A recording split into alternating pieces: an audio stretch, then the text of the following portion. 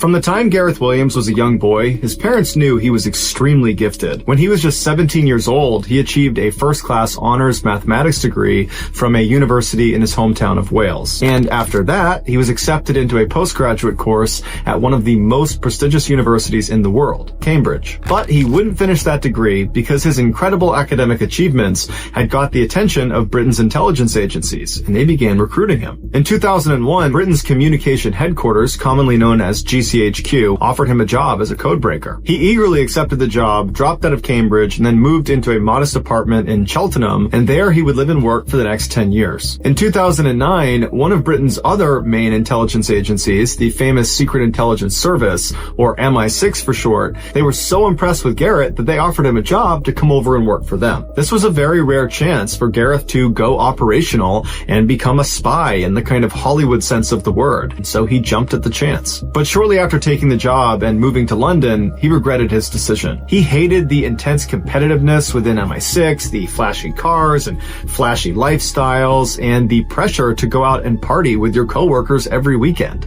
Gareth just wanted to do his job and then be left alone. At GCHQ, nobody cared he felt that way. But at MI6, this behavior made him an outsider. Before he left MI6, he took his annual 2-week vacation. But when the vacation was over, he didn't come back to work at his office in London. And for some reason, MI6 never checked in on him to see where he was. It wasn't until his sister called police after not hearing from him that anybody looked into his disappearance. On August 23rd, a uniformed officer went to Gareth's apartment in London to do a welfare check. After knocking on the door and not getting an answer from Gareth, the officer got the key to the apartment from the landlord and went inside. There was no sign of him on the first floor. He went upstairs. He's yelling for him the whole way as he's going up. There's nobody up there, but there's a closed door. And what he finds on the other side of that closed door would make international headlines for weeks. When he opened the door, he walked into a bathroom, and there was nothing unusual about the bathroom, except in the bathtub there was this big red duffel bag, and inside of that duffel bag was the badly decomposed body of Gareth Williams. The zipper of the bag was padlocked shut on the outside, and the key to this padlock was underneath Gareth's body inside of the bag. There were no fingerprints on the rim or inside the bathtub.